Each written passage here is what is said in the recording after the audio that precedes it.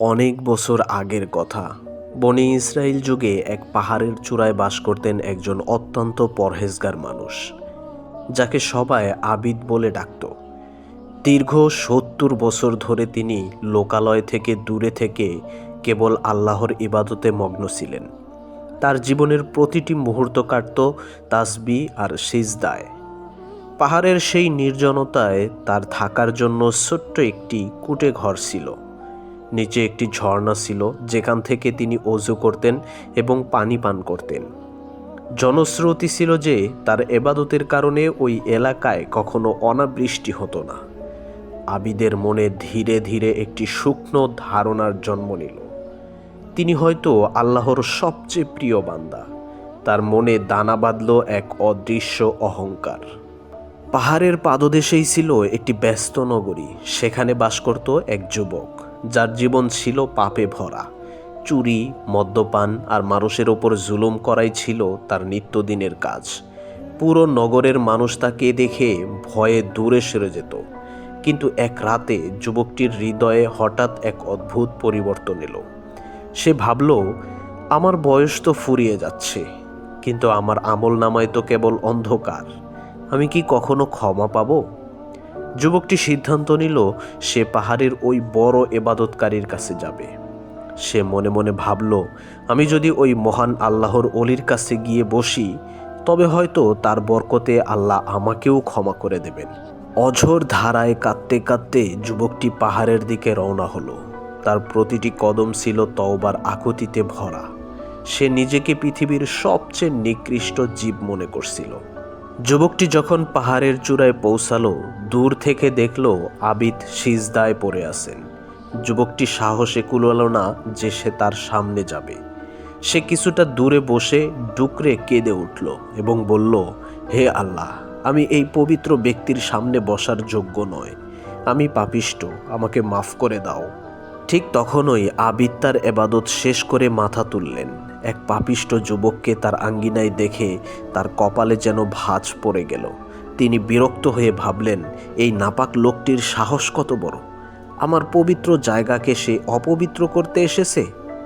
আবিদ তার দম্ভ নিয়ে যুবকের দিকে তাকালেন এবং মনে মনে এক মারাত্মক কথা বলে ফেললেন। আবিদ যুবকটিকে দেখে কি বলেছিলেন? তার দুজনের ভাগ্যে আল্লাহ তাআলা কি লিখেছিলেন? দম্ভের কারণে কি ৭০ বছরের এবাদত ধুলায় মুছে গেল? যুবকটি যখন আবিদের কাছ থেকে কিছুটা দূরে বসে নিজের পাপের কথা স্মরণ করে কাঁদছিল, তখন আবিদ মনে মনে অত্যন্ত রাগান্বিত হলেন। তিনি ভাবলেন, আমি ৭০ বছর ধরে আবাদত করছি, আর এই নোংরা লোকটা আমার পবিত্র আঙ্গিনায় এসে আমার বায়ুমণ্ডল নষ্ট করছে। তিনি যুবকের দিকে তাকিয়ে অত্যন্ত তুচ্ছ-তাচ্ছিল্যের সাথে কর্কশ স্বরে বললেন, হে পাপিষ্ঠ, দূর হয়ে যা এখান থেকে। তুই আমার কাছে বসার যোগ্য নয়। তোর মতো নাপাক মানুষের ছায়া যেন আমার গায়ে না লাগে। আবিদ শুধু তাকে তাড়িয়েই ক্ষান্ত হলেন না, বরং অহংকারের সাথে মহান আল্লাহ তাআলার দরবারে ২ হাত তুলে বসলেন। হে আল্লাহ, কিয়ামতের দিন এই পাপিষ্ঠকে যেন আমার ধারে কাছেও রাখা না হয়। আমি এর থেকে অনেক দূরে থাকতে চাই।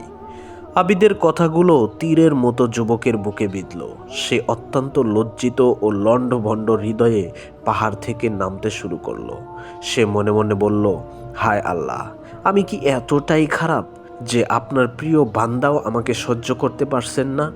আমার তওবা কি তবে কবুল হবে না? যুবকটি কাঁদতে কাঁদতে পাহাড়ের নিচে নামছিল আর বারবার বলছিল, হে আল্লাহ, আমি ওই আবিদের সাথে জান্নাতে যাওয়ার যোগ্য নয়, কিন্তু তোমার রহমত থেকে আমাকে তাড়িয়ে দিও না। তার দুশ্চিন্তা ছিল কেবল তার গুনাহ নিয়ে, আর আবিদের দুশ্চিন্তা ছিল নিজের এবাদতের গৌরব নিয়ে। ঠিক সেই মুহূর্তে সেই সময়ের নবীর ওপর আল্লাহ তাআলার পক্ষ থেকে ওহী নাজিল হলো।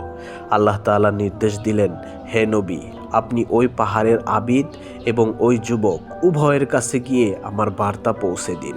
আমি তাদের দুজনেরই দোয়া কবুল করেছি। নবী অবাক হয়ে আল্লাহর হুকুম শুনলেন। আল্লাহ তাআলা বললেন, আবিদ দোয়া করেছে যেন কিয়ামতের দিন যুবকটি তার ধারে কাছে না থাকে। আমি তার দোয়া কবুল করলাম। আমি ওই আবিদের ৭০ বছরের সমস্ত এবাদত বাতিল করে দিলাম এবং তাকে জাহান্নামী ঘোষণা করলাম। ফলে সে আর যুবকের ধারে কাছে থাকবে না।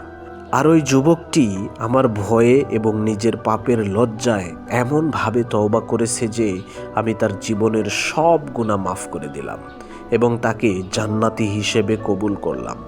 জান্নাতে সে উচ্চ মাকাম পাবে, যেখানে ওই অহংকারী আবিদ পৌঁছাতে পারবে না। আল্লাহর নবী পাহাড়ের চূড়ায় পৌঁছলেন। আবিদ তখনও ভাবছিলেন তিনি খুব বড় কাজ করেছেন। নবী যখন তাকে আল্লাহর ফয়সালা শোনালেন, তখন আবিদের পায়ের তলা থেকে মাটি সরে গেল। 70 বছরের সিজদা, তাসবিহ আর রাত জাগা এবাদত সব কিছু এক মুহূর্তের অহংকারেই পুড়ে ছাই হয়ে গেল। অন্যদিকে পাহাড়ের পাদদেশে পড়ে থাকা সেই যুবক যখন শুনল আল্লাহ তাআলা তাকে মাফ করে দিয়েছেন, সে সিজদায় লুটিয়ে পড়ল। তার চোখের জল ছিল কৃতজ্ঞতার, আর আবিদের চোখের জল ছিল অনুশোচনার। কিন্তু ততক্ষণে অনেক দেরি হয়ে গেছে। আল্লাহর নবীর মুখে নিজের ধ্বংসের খবর শুনে আবিদ পাথরের মতোই স্তব্ধ হয়ে গেলেন। তার মনে পড়ে গেল সেই মুহূর্তের কথা যখন তিনি যুবকটিকে তুচ্ছ জ্ঞান করেছিলেন। ঠিক সেই সময় তার সামনে এক বৃদ্ধের বেশে শয়তান হাজির হলো। শয়তান অট্টহাসি দিয়ে বলল, হে আবিদ, তুই কি ভেবেছিলি 70 বছর এবাদত করলেই জান্নাত তোর হাতর মুঠোয়? আমি তোকে দিয়ে 70 বছর এবাদত করিয়েছি শুধু এই এক মুহূর্তের অহংকার তোর মনে ঢুকিয়ে দেওয়ার জন্য। তুই তোর এবাদতকে বড় করে দেখেছিস আর আল্লাহর রহমতকে ছোট করে ফেলেছিস। আবিদ বুঝতে পারলেন তিনি এবাদত করলেও তার কলব পরিষ্কার ছিল না। তিনি আল্লাহর মর্জির চেয়ে নিজের আমলকে বেশি বিশ্বাস করেছিলেন। অন্যদিকে সেই যুবক যাকে আল্লাহ তাআলা ক্ষমা করে দিয়েছেন, সে আর আগের জীবনে ফিরে গেল না। সে বুঝতে পারল আল্লাহ তাকে এক নতুন সুযোগ দিয়েছেন। সে তার বাকি জীবনটা মানুষের সেবায় এবং বিনম্র এবাদতে কাটিয়ে দিল। সে কখনোই ভুলে গেল না যে একসময় সে কতটা পথভ্রষ্ট ছিল। তার এই বিনয় তাকে মানুষের চোখে এবং আল্লাহর কাছে আরও সম্মানিত করল। এই ঘটনার পর ওই জামানার নবী তার উম্মতদের একত্রিত করলেন এবং এই ঘটনার সারমর্ম বুঝিয়ে দিলেন, যা আজও আমাদের জন্য সমানভাবে প্রযোজ্য। 1. অহংকার এবাদতের শত্রু। আগুন যেমন শুকনো কাঠকে পুড়িয়ে ছাই করে দেয়, অহংকার তেমনি মানুষের সারা জীবনের নেক আমলকে মিনিটেই ধ্বংস করে দেয়। 2. কাউকে তুচ্ছ জ্ঞান না করা। একজন মানুষ আজ পাপিষ্ট হতে পারে, কিন্তু কাল সে তওবা করে আল্লাহর ওলি হয়ে যেতে পারে। কারো বর্তমান দেখে তার শেষ বিচার করার অধিকার মানুষের নেই। 3. এবাদত বনাম রহমত। আমরা আমাদের আমল দিয়ে জান্নাতে যেতে পারবো না। জান্নাতে যেতে হলে আল্লাহর রহমতের প্রয়োজন, আর আল্লাহর রহমত কেবল বিনয়ীদের উপর বর্ষিত হয়। আবিদের এই করুণ পরিণতি আমাদের শিখিয়ে দেয় যে কপালে সিজদার চিহ্ন থাকলেই হবে না, অন্তরে বিনয় থাকতে হবে। আমাদের এবাদত যেন আমাদের অন্য মানুষের চেয়ে বড় মনে করতে না শেখায়, বরং যেন আরও বেশি বিনয়ী হতে শেখায়। হে আল্লাহ, আমাদের আমলকে কবুল করুন এবং আমাদের অন্তরকে অহংকার থেকে পবিত্র রাখুন। আমিন। প্রিয় দর্শক, গল্পটি ভালো লাগলে লাইক দিন এবং আপনার প্রিয়জনদের সাথে শেয়ার করে এই সুন্দর বার্তাটি ছড়িয়ে দিন। পরবর্তী ভিডিও পেতে আমাদের চ্যানেলটি অবশ্যই সাবস্ক্রাইব করে রাখবেন। ভালো থাকুন, সুস্থ থাকুন।